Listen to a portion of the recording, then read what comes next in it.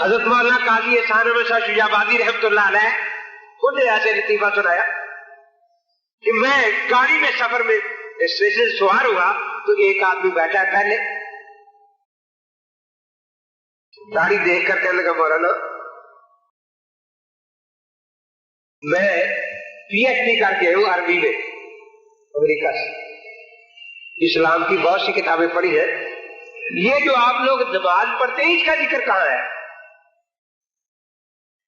قرآن پاک میں، کہ قرآن پاک میں تو صلاۃ کا لفظ ہے اور یہ میرے پاس لغت ہے عربی، اس میں صلاۃ کا معنی لکھا ہے تحریک السروات توتل ہلانا۔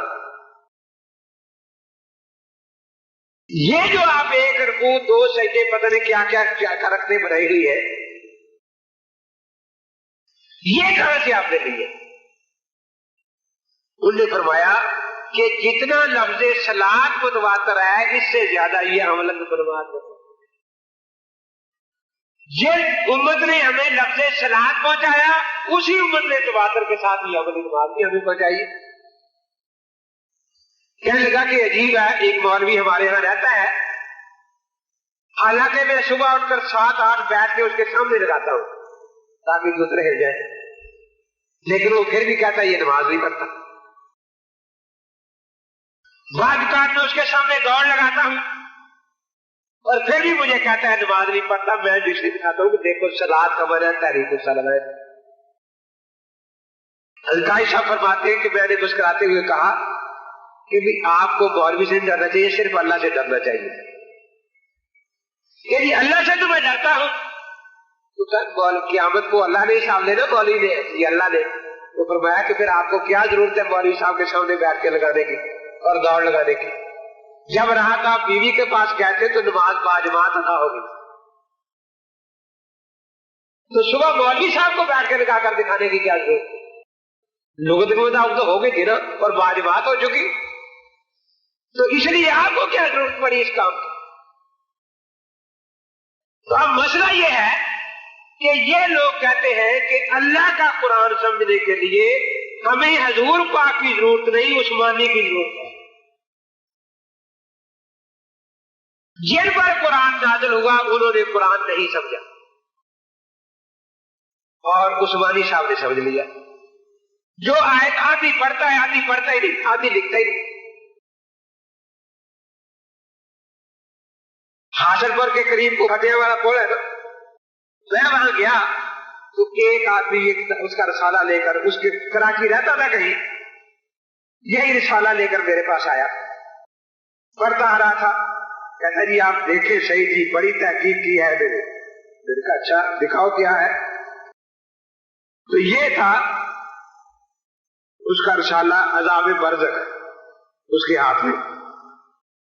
کہنے لگا جی دیکھو اس نے بڑی محنت کی ہے۔ میں نے کہا بہت اچھا، تو مجھے یہ جو اس نے پہلی آیت لکھی ہے یہ بتا دے کہ صحیح ترجمہ کیا یا غلط۔ روے میں ختم نور کانفرنس ہوتی ہے نا، مولانا تشریف فرما ہے، جو مولوی صاحب اٹھتے ہیں وہ کہتے ہیں کہ حضرت آخری نبی ہے، خاتم النبیین ہے، اور یہ قادیانی حضور پاک کو آخری نبی نہیں مانتے، یہی کچھ ہوتا ہے۔ لیکن مولانا جانتے ہیں آپ ادھر جائیں تو انہوں نے دیواروں پر لکھا ہوتا ہے پاک محمد مصطفیٰ نبیوں کا سردار خاتم النبیین صلی اللہ علیہ وسلم۔ گرجائیوں نے مکانوں پر باہر لکھا ہوتا ہے پاک محمد مصطفیٰ نبیوں کا سردار، آگے کیا؟ خاتم النبیین صلی اللہ علیہ وسلم۔ ہم بیچارے ناواقف حیران ہوتے ہیں کہ وہ سارے 3 دن سے جلسے کر رہے تقریر کہ یہ خاتم النبیین نہیں مانتے اور انہوں نے لکھا ہوا ہے خاتم النبیین۔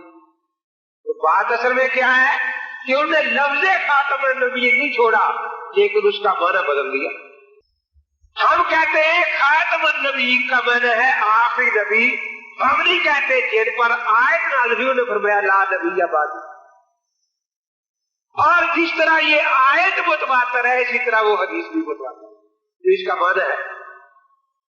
لیکن انہوں نے کیا کیا، مرزے نے اس کا معنی بدل دیا، لفظ باقی رکھا۔ کیا معنی بدلا کہ خاتم کے معنی ہوتا ہے مہر، حضرت آدم علیہ السلام سے لے کر حضرت محمد الرسول اللہ صلی اللہ تعالی علیہ وسلم تک جتنے نبی اللہ نے بھیجے وہ خود بنائے تھے. اب حضور پاک کو اللہ نے ایک مہر دے دی کہ جس پر چاہے لگا کے نبی بنا دینا، بے شک 1400 سال میں کانے پر ہی لگے اور کسی پر بھی نہ لگے.